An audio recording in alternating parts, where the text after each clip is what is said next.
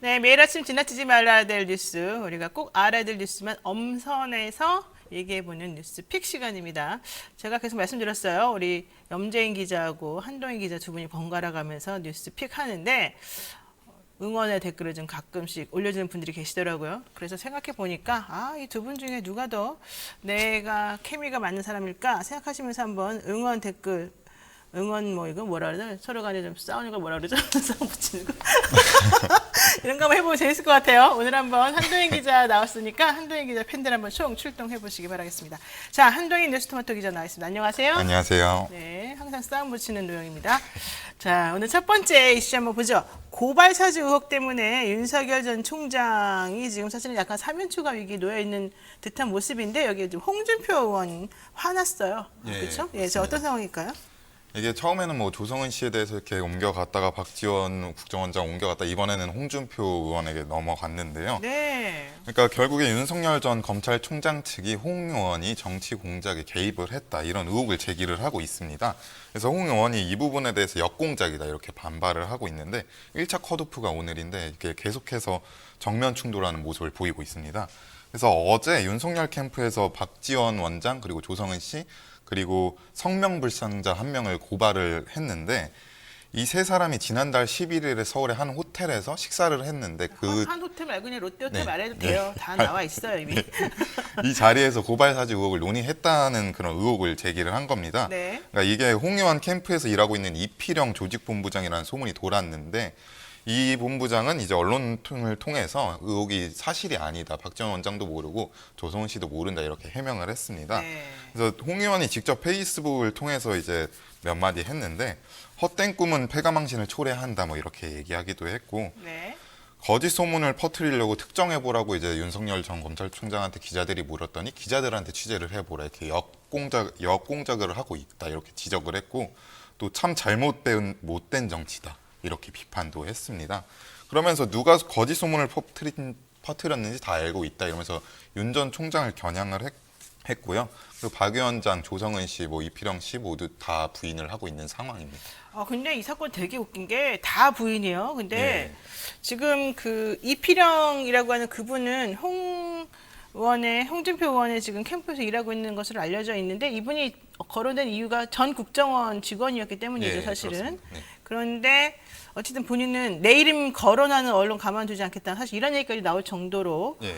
사실 좀 많이 화가 나 있는 상태인 것 같아요. 근데 어쨌든 윤석열 전 총장 캠프가 지금 모든 사람을 다 공적으로 돌리고 있다. 이런 얘기도 나오고 있고 더 어제 나왔던 뉴스 중에 재밌는 게 뭔지 아세요? 뭐 박지원 원장 인터뷰 말씀하시는 건가요? 박지원 원장 인터뷰 나왔는데 박지원 원장이 그랬잖아요. 잠자는 호랑이를 건드리지 예, 마라. 예. 본인은 호랑이라고 이제 생각하시죠, 예. 사실은. 그런데 더 중요한 얘기가 있었습니다. 내가 윤 전 총장 재임 시절에 술도 같이 먹고 내가 아는 게 많지 않냐. 특히 윤우진 용산 세무서장 관련된 사건 내가 알고 있는데 그거 먼저 터뜨린 사람이 나다. 네. 그러니까 이제 이걸 겁박이라고 지금 윤 캠프에서 얘기를 하고 있습니다만은 조용히 해라, 입 다물어라 이제 이런 취지로 들렸는데 문제는 그 다음이에요.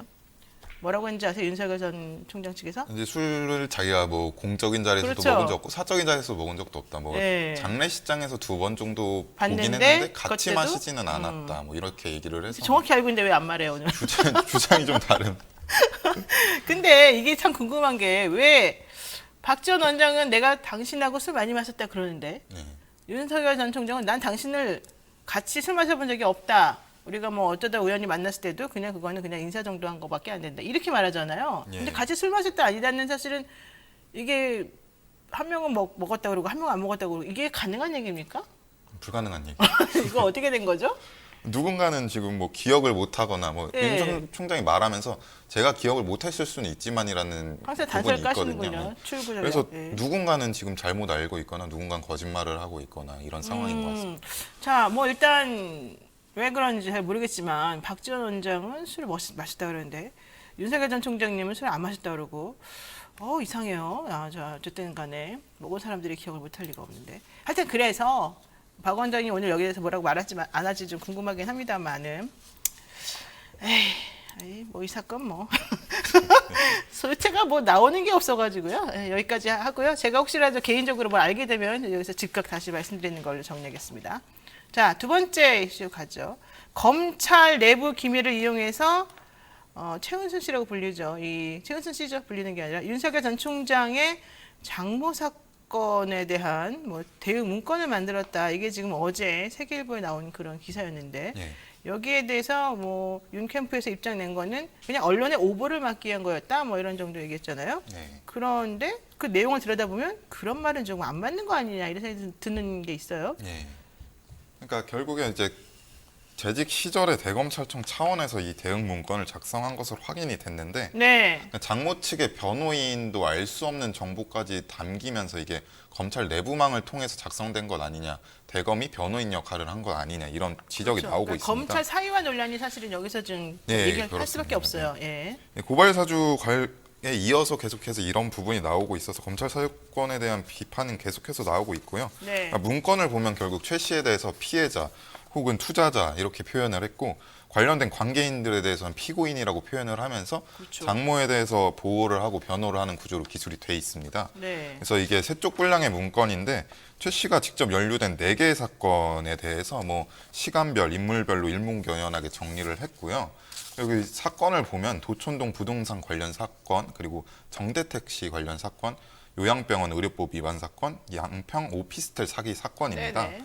그래서 각 사건마다 사건 요지, 진행 경과, 처리 결과 등을 구체적으로 적시를 했고 그 정대택 씨에 대해서는 특히 이제 표까지 정리해가면서 정리를 해놓은 상황이고요. 네. 그리고 혐의 없음으로 결론이 난 사람들에 대해서도 뭐 그 정보도 담았습니다. 그래서 검찰 사유에 대한 비판이 나오고 있는 거고 이 부분에 대해서 해석을 하고 있는 게 기획통 출신 검사가 작성한 문건으로 보인다. 뭐 이런 얘기도 나오고 있고 대검 차원에서 최 씨의 변호인 역할을 수행했다 이런 지적도 나오고 있습니다. 그러니까 이제 어제 그 윤석열 캠프에 있는 김영남 전 의원이 이런 거는 뭐 공무원이라면 누구나 작성하는 대응 문건인데 왜 이걸 가지고서는 얘기하는지 모르겠다 이런 취지를 얘기를 하더라고요. 그래서 아니 그렇다 하더라도 만약에 대응 문건이라 그러면은 당시에 검찰에서 기소까지만 안 됐다 하더라도 어쨌든 수사 중이었던 사람이기 때문에 피해자로 적시하는 건 좀 부적절하지 않냐. 예. 객관적으로 써야 되는 거 아니에요? 네, 근데 그렇습니다. 왜 그렇게 했는지 아세요 혹시? 거기까지 제가 그런 건 몰라요? 그 부분은 지금 아무도 모르지 않을까.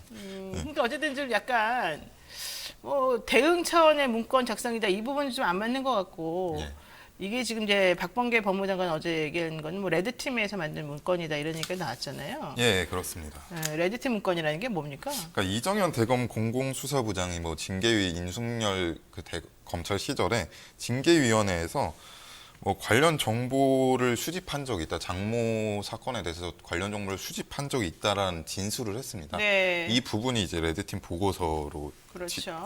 얘기되고 있습니다. 하여튼 문제는 그러한 식으로 지금 검찰총장의 직위에 있는 분의 장모에 대해서 검찰이 조직적으로 좀 움직여주고 있는 정황이 보인다는 것이고 특히 그 최은순 씨 관련된 변호 활동을 하고 있는 변호사가 검찰만이 알 수 있는 정보들을 많이 이용해서 하더라. 이런 네. 것도 좀 문제가 돼서 이 부분은 저희가 봤을 때는 뭐 게이트고 뭐고 간에 다 떠나서 좀 명확하게 밝혀져야 될 거 아닌가 생각이 듭니다.